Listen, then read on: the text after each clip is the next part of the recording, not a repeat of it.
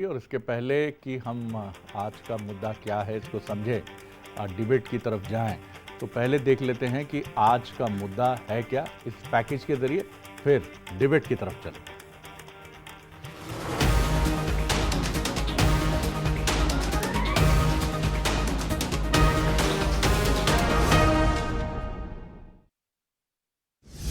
नकुल के नामांकन से दीपक सक्सेना की दूरी, बड़ी सियासी चाल या फिर कोई मजबूरी? नाथ से किया वादा क्यों भूले दीपक सक्सेना? क्या अपने ही गढ़ में टूट रही है नाथ की सेना? मंगलवार को छिंदवाड़ा में नकुल नाथ ने 24 की रण के लिए अपना नामांकन भरा, लेकिन सियासी हलकों में नामांकन से ज्यादा दीपक सक्सेना की गैर मौजूदगी ने सुर्खियां बटोरी। सोमवार को कमलनाथ और दीपक सक्सेना की मुलाकात हुई थी। मुलाकात के बाद दीपक सक्सेना ने कहा था कि वो नकुल नाथ के नामांकन में शामिल होंगे। मुझे कल की रैली को सफल बनाना है, नकुल नाथ जी को सपोर्ट करने के लिए और कैसी नीति बनाना सब कुछ। आप रैली में रही नामांकन रैली? नामांकन रैली में रहूंगा। नामांकन में सक्सेना के न आने से इस बात को बल मिला है कि जल्द ही वो बीजेपी की सदस्यता ले सकते हैं। बुधवार को सीएम मोहन यादव और बीजेपी प्रदेश अध्यक्ष बीडी शर्मा की मौजूदगी में विवेक बंटी साहू नामांकन दाखिल करेंगे। उसी समय कमलनाथ का ये दीपक कमल दल में उजाला करने जल सकता है। कमलनाथ रणनीति के तहत सभी पुराने सहयोगियों से मुलाकात कर रहे हैं। उनकी रणनीति भी अब सियासी बयानबाजी का मुद्दा बन रही है। जो तस्वीरें आई हैं वो बताता है कि वो सिर्फ एक परिवार का नामांकन है। वहां पे सिर्फ नकुलनाथ जी के पिताजी, माताजी और परिवार, कांग्रेस का कोई कार्यकर्ता और नेता उस नामांकन के टेबल के समक्ष नहीं दिखता है। तो जब कार्यकर्ता ही नहीं है साथ, तो क्या करेंगे नकुलनाथ? और इनकी कहानी राजनीति की सिर्फ परिवार से शुरू होती है और परिवार पे खत्म होती है। और इस बार जनता ने इस परिवारवादी राजनीति को छिंदवाड़ा से समाप्त करने का मन बना लिया है। भारतीय जनता पार्टी जितने भी यत्न कर ले वो असफल होगी, क्योंकि वहां की जनता ने विकास को और भ्रष्टाचार रहित विकास को अपनी दोनों आंखों से और बड़े नजदीक से देखा है। तो वहां निश्चित तौर पर आज जो नकुल नाथ जी ने फॉर्म भरा है वो जीत के लिए भरा है। अब चाहे वहां प्रधानमंत्री जी पहुंचे या अमित शाह जी पहुंचे या मोहन यादव जी पहुंचे या शिवराज जी पहुंचे, वहां हमारी जीत सुनिश्चित है।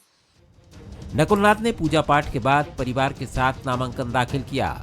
नामांकन से पहले कमलनाथ डैमेज कंट्रोल में जुट चुके हैं। कई करीबियों को जाते देख चुके नाथ अब अपने गढ़ को बचाए रखने के लिए जुट चुके हैं। अब सवाल ये है कि क्या नाथ की रणनीति छिंदवाड़ा में दिलाएगी जीत? नमस्कार, मैं हूं शरद द्विवेदी और आज का मुद्दा में आपका बहुत बहुत स्वागत है। और हमारा आज का मुद्दा है नाथ की रणनीति दिलाएगी जीत, ये बड़ा सवाल है। आज हम जब देख रहे थे कि बेटे के लिए यानी अपने पुत्र नकुल नाथ के लिए जब नामांकन के लिए पहुंचे जिला निर्वाचन अधिकारी के सामने, तो चिंता भी थी और कुछ और झुके हुए लग रहे थे। और जब व्यक्ति झुकता है तो एक तो विनम्रता होती है और कई बार चिंता होती है। तो क्या ये अपने जीवन की सबसे कठिन राजनीतिक लड़ाई लड़ रहे हैं कमलनाथ? क्योंकि दीपक सक्सेना का ये कहना कैमरे के सामने कि मैं जाऊंगा और उसके बाद न जाना, ये बताता है कि कमलनाथ जी को अपनों से ही चोट पहुंचाने की रणनीति पर भाजपा आगे बढ़ रही है। बहरहाल इस पर तो हम डिबेट में बात करेंगे, लेकिन बंसल न्यूज़ के जो सवाल हैं 3, उन पर नजर डाल लेते हैं, जो इस पूरी बातचीत के दौरान आप अपने जहन में रखिएगा। क्या छिंदवाड़ा में नाथ यानी कमलनाथ टूटती कांग्रेस को एकजुट कर पाएंगे? सवाल नंबर 2, क्या कमलनाथ की रणनीति उनके गढ़ को हाथ में रख पाएगी? कोर्ट्स में है हाथ। और तीसरा सवाल, दीपक सक्सेना का नकुल नाथ की नामांकन रैली में ना आना क्या कोई बड़ा सियासी संदेश है? बेशक बड़ा सियासी संदेश जरूर हो सकता है। चलिए अब बढ़ेंगे मेहमानों की तरफ। सबसे पहले स्टूडियो में जो मेहमान हैं उनकी तरफ हम रुख करेंगे। मेरे साथ हैं हमारे एग्जीक्यूटिव एडिटर शैलेंद्र सिंह राजपूत, जो छिंदवाड़ा से ही आते हैं और छिंदवाड़ा की राजनीति को भी, बल्कि प्रदेश की राजनीति को भी बहुत बेहतर समझते हैं। अजय धवले नुमाइंदगी करेंगे भारतीय जनता पार्टी की और स्वदेश शर्मा प्रतिनिधित्व करेंगे कांग्रेस का। आप दोनों का भी बहुत बहुत स्वागत है। शैलेंद्र जी, सबसे पहले मैं आप ही की तरफ आता हूं और मुझे ज़रा समझाइए कि कमलनाथ जी को हमने जब देखा, कमलनाथ जी को देखा तो कंधे झुके थे और जिस चिंता से वो सिर्फ डायस को देख रहे थे वो बहुत कुछ कह जाता है, क्योंकि वो शायद अपने ज़िंदगी, अपने राजनीतिक जीवन की एक बहुत कठिन लड़ाई लड़ रहे हैं। आप किस तरह देखते हैं यहाँ नकुलनाथ की रैली में जाने की बात कहना दीपक सक्सेना का, फिर ना जाना, बड़े मायने हैं। कहाँ से कैसी घेराबंदी हो रही है कमलनाथ जी की और कैसे बचाएंगे गढ़?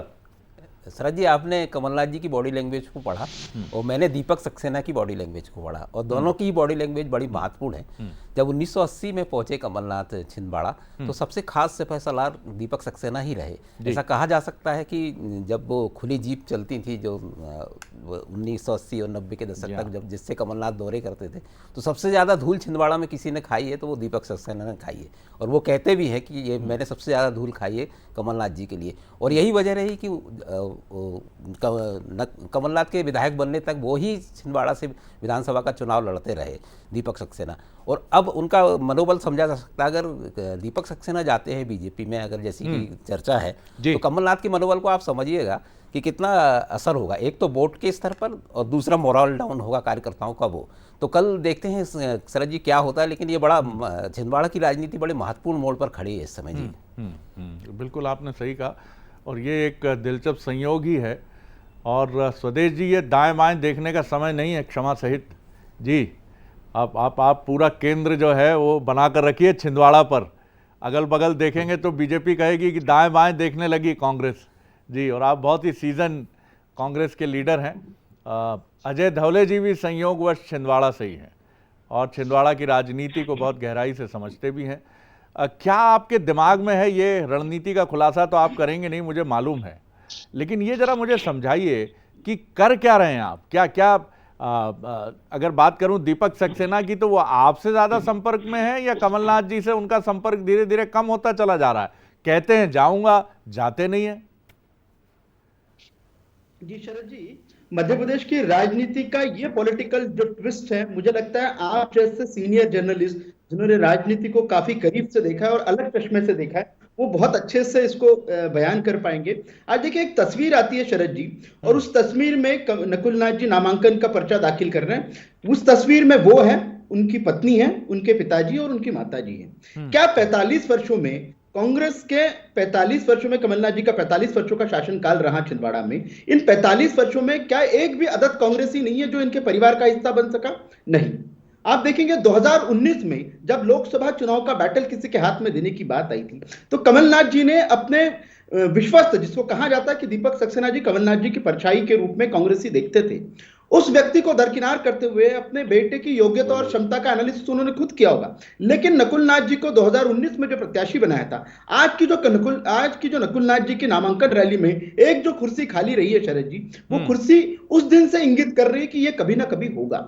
एक परिवार जब अपनी चरमोत्कर्ष पे होता है तो कभी ना कभी उसको पतन की ओर आना पड़ता है। और यह पतन वो है कि जब सामान्य कार्यकर्ता को यह समझ में नहीं आ रहा है कि इतने वर्षों तक के पिता की तो हम लोगों ने विचारों को सुन लिया, उनके आदेशों का पालन कर लिया, जब वही बेटा उनके आज जगह पे आ गया है, वही उस प्रकार से वरिष्ठों को हैंडल कर रहा है, वही उस प्रकार से वरिष्ठों को आदेश दे रहा है, तो यह कहीं ना कहीं लोकतंत्र के लिए साथ में बेईमानी है। और आज देश का लोकतंत्र जाग गया है। आप देखेंगे भारतीय जनता पार्टी ने लोकतंत्र के नित नए आयाम गढ़े हैं। एक सामान्य कार्यकर्ता भी इस देश में प्रधानमंत्री बन सकता है, मुख्यमंत्री बन सकता है।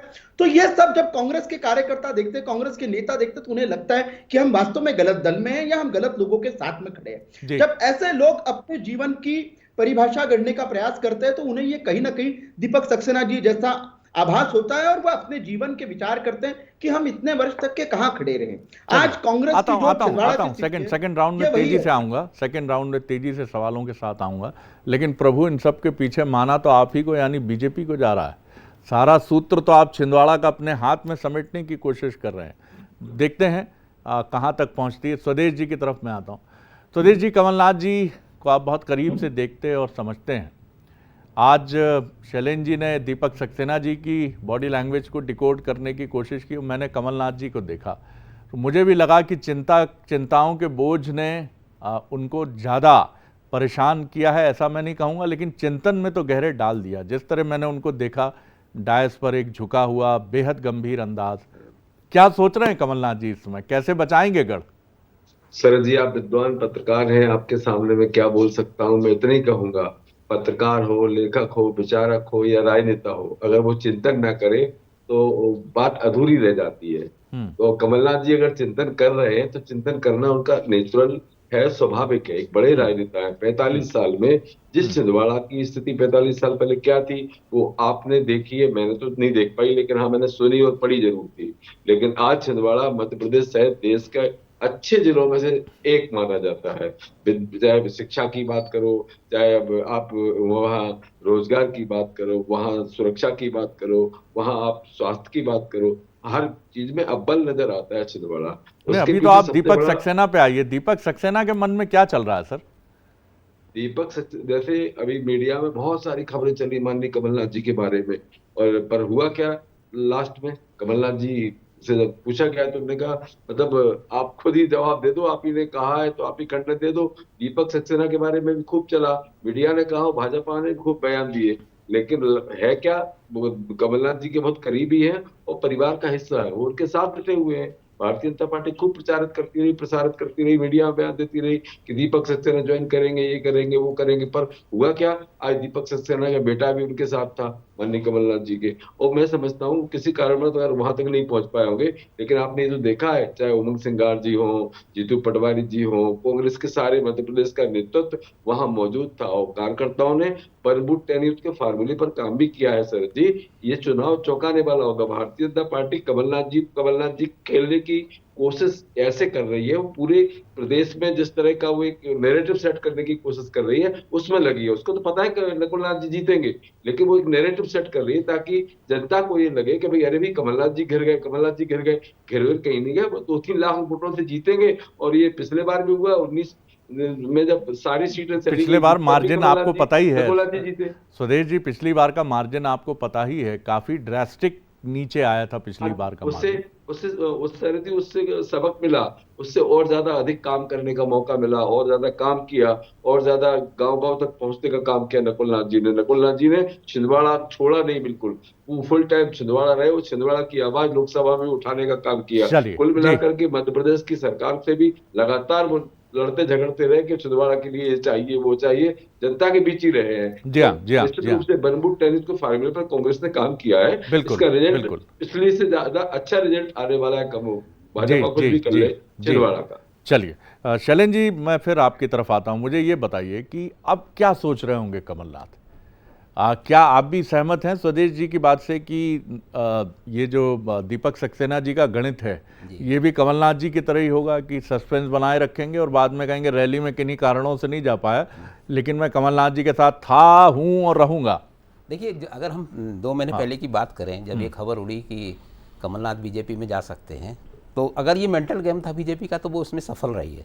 और अगर कमलनाथ जी कोई इसमें चाल या जो भी उनकी रणनीति रही होगी तो वो भी असफल ही रही है, क्योंकि देखिए दीपक सक्सेना के घर में ही फूट पड़ गई है। उनके एक बेटे बीजेपी में शामिल हो चुके हैं, दूसरे बेटे कांग्रेस में रहना चाहते हैं।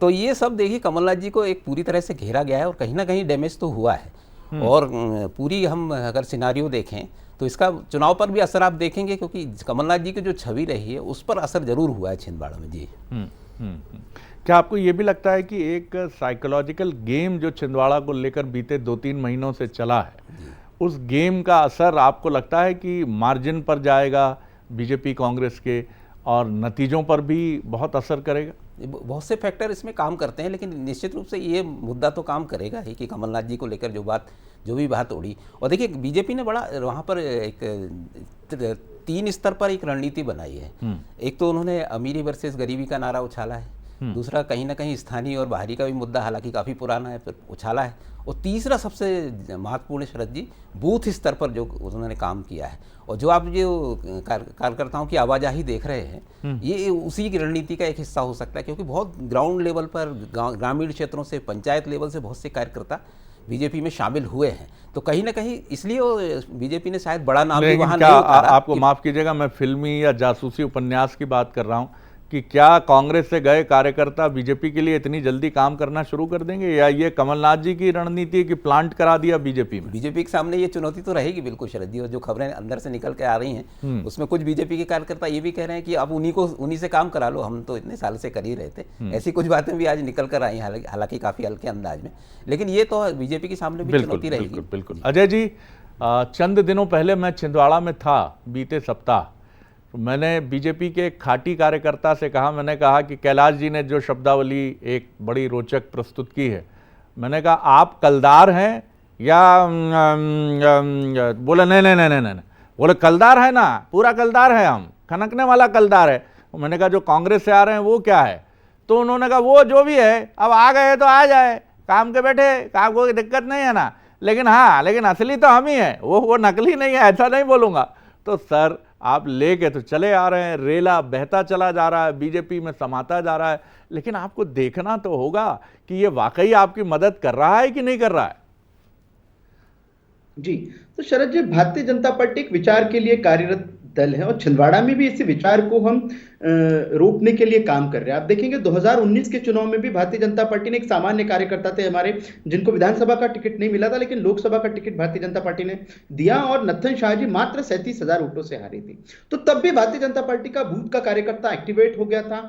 2024 का चुनाव इतिहास लिखने जा रहा है शरद जी, जो कांग्रेस से भारतीय जनता पार्टी में आए उन साथियों के मदद से और भारतीय जनता पार्टी के जो बूथ के कार्यकर्ता थे, एक ऐसा संगठन भारतीय जनता पार्टी का छिंदवाड़ा में आज खड़ा हो चुका है। हमारे सामान्य से कार्यकर्ता हमारे जिलाध्यक्ष रहे हैं छिंदवाड़ा के विवेक बंटी साहू जी इतिहास रचने जा रहे हैं। और एक देखिए, पहली बार इन प्रवासी सांसदों को मध्य प्रदेश की जनता, छिंदवाड़ा की जनता वास्तव में प्रवासी होने का जो उनका उपहार देने की आवश्यकता थी 45 वर्षों में, ये 2024 के चुनाव में प्रवासी होने का उन्हें उपहार देने जा रही है। ये छिंदवाड़ा के कांग्रेस के कार्यकर्ताओं को यह संभ्रम था कि वास्तव में हम इतने वर्षों से किनकी राजनीति कर रहे थे, किसी के बेटे की, किसी की पत्नी की, लेकिन आज जब छिंदवाड़ा की बात, आप बहुत विद्वान राजनेता हैं, लेकिन प्रवासी की क्या परिभाषा होगी सर? जो काम करने वाला प्रवासी कहलाएगा, परफॉर्मर कहलाएगा, या आप शिवसेना की तरह महाराष्ट्र में कि जो महाराष्ट्र में रह रहे वही असली यहाँ के रहने वाले हैं? सर जी, प्रवासी के तौर पे मैं बताता हूँ, महीने में 4 दिन छिंदवाड़ा आना, ये प्रवासी की परिभाषा है। और ये भी देखिए 2019 का चुनाव में 37,000 का डिफरेंस नहीं रहता तो ये महीने में 4 दिन भी छिंदवाड़ा वासियों को अपने सांसद के लिए नसीब नहीं होते। यहाँ एक इतिहास बहुत अच्छा है शरद जी, छिंदवाड़ा को हमेशा से सांसद प्रतिनिधि चलाते आए हैं। आप देखेंगे दिशा की बैठक हो, योजना कमेटी की बैठक हो, डिस्ट्रिक्ट की सारी महत्वपूर्ण बैठकों में सांसद प्रतिनिधि, यहां तक के नगर पालिकाओं से लेकर जनपद से लेकर जिला पंचायत तक के दर्जनों सांसद प्रतिनिधि माननीय कमलनाथ जी ने भी बनाए थे, माननीय नकुलनाथ जी ने बनाए। तो ये छिंदवाड़ा को जो सांसद प्रतिनिधि जो टैग लगाए कि यहाँ सांसद प्रतिनिधि सांसद जी के बिहाफ में सरकार चलाते हैं या शासन को गवर्नेंस करने का काम करती, ये पहली बार भारतीय जनता पार्टी एक पूर्णकालिक सांसद छिंदवाड़ा को देने जा रही है। चलिए जी स्वदेश जी, एक तो प्रवासी का टैग ये है कि 2 दिन 3 दिन से ज्यादा रहते नहीं है। अब हालांकि जब वो मुख्यमंत्री थे कमलनाथ जी तो लोग कहते थे कि छिंदवाड़ा ही ज़्यादा रहते हैं। वो बहरहाल तमाम बातें हैं, आपने अजय जी की भी बात सुनी और गढ़ बचाने का मुद्दा तो है ही आपके सामने, दीपक सक्सेना जी को बचाने का मुद्दा तो है ही आपके सामने। नहीं, बिल्कुल सच बात है शरद जी, आपने जैसा कहा है, एक सवाल आपने उठाया है कि जितने सारे जो भाजपा के लोग कांग्रेस में और कांग्रेस के लोग भाजपा में गए, जैसे कांग्रेस के जमाने में जब विधानसभा का चुनाव था 2023 का, तो मुझे भी याद है, आपको भी याद है, लगभग 24-25 हजार भाजपा के कार्यकर्ताओं ने कांग्रेस की सदस्यता ली, जिसमें 46 पूर्व विधायक या पूर्व मंत्री रहे, 46 पर रिजल्ट क्या आए, बिल्कुल इसके उलट आए। तो जो अभी कांग्रेस छोड़ के चले गए वहां, उनकी संख्या 14-15 हजार उन्होंने जारी की है। तो ये मैं समझता हूँ उसमें अगर जोड़ लिया जाए तो 10 हजार के लगभग तो अभी भी कांग्रेस में बचे हुए हैं। तो कांग्रेस कमजोर कहीं नहीं हुई है, कांग्रेस तो मजबूत है और उस मजबूती के साथ काम कर रही है। जैसा मैंने आपको कहा है, अगर गहराई से आप चिंतन करें तो आप भी पाएंगे कि छिंदवाड़ा खेलने का काम भाजपा से तो इसलिए कर रही है कि एक नैरेटिव प्रदेश में सेट हो जाए कि कमलनाथ जी को घेर लिया है ताकि दूसरी सीटों पर उनको कुछ हासिल हो सके, क्योंकि ये कह चुके हैं कि 29 माला पहनाएंगे माननीय प्रधानमंत्री महोदय को। जब से जी आपने देखा होगा एसबीआई की लिस्ट आई है और उसमें जो एसबीआई की जो इलेक्ट्रल बॉन्ड का जो पर्दाफाश हुआ है माननीय उच्चतम न्यायालय के द्वारा, उसके बाद ये स्थिति हो गई है। प्रभु राम को लाने की बात जरूर करते रहे, लेकिन अब लोग ये समझ रहे हैं कि चंदा कौन लाया। कुल मिलाकर के देश में अब एक अलग नैरेटिव सेट हो गया है। बेरोजगार अपने रोजगार की बात करने लगा, किसान अपनी आमदनी को दुगनी करने लगा है। कांग्रेस ने जो घोषणा की है कि हम हर गरीब महिला को 1 लाख रुपए प्रतिवर्ष सरकार का पैसा देंगे उसको गारंटी के तौर पर, तो ये सब की चर्चा होने लगी है। तो कुल मिला के 19 जैसा वातावरण अब नहीं है, 2024 में बदलाव की लहर है। तो ये कुछ भी जतन कर ले, 14-15 सीटें मध्य प्रदेश में कांग्रेस जीतने को जा रही है। चलिए, शुभकामनाएं आपको भी, शुभकामनाएं अजय जी को भी कि उनका 400 पार, छिंदवाड़ा विजय, और आपको ये कि छिंदवाड़ा बचेगा, कुछ और भी मिलेगा। दोनों को बहुत बहुत शुभकामनाएं, लेकिन होगा वही जो जनता चाहती है, जो जनता के मन में है, और इसी के साथ उस राजनीतिक दल को सफलता मिलेगी जो बहुत आक्रमणों के बीच में भी अपनी गद्दी बचाएगा, ज़मीन पर खड़ा रहेगा। और दूसरी तरफ बीजेपी के लिए हम ये कहेंगे कि आप बहुत अच्छी स्थिति के बावजूद अपनी रणनीति और मेहनत में इंच भर भी कमी नहीं छोड़ेंगे, पूरी ताकत लगाएंगे और ताकत लगाते हुए आगे बढ़ेंगे विनम्रता के साथ कि नहीं साहब, जनादेश हमारे लिए सबसे महत्वपूर्ण है, जनता के मन के भाव को पढ़ना हमारे लिए सबसे महत्वपूर्ण है। तो बड़ी महत्वपूर्ण बात यही है कि क्या इस तरह से बीजेपी आगे बढ़ के वहाँ पहुँचेगी जहाँ पहुँचना बहुत ज़रूरी है, या कांग्रेस की हम बात करें कि वो छिंदवाड़ा का किला भी बचा लेगी और 1-2 स्थानों पर और भी सफलता का परचम फहरा लेगी। ये तो वक्त बताएगा। आगे देखिए छत्तीसगढ़ आज का मुद्दा 4 का चक्रव्यूह। हमारी सहयोगी साक्षी गुप्ता के साथ सभी मेहमानों का धन्यवाद। नमस्कार।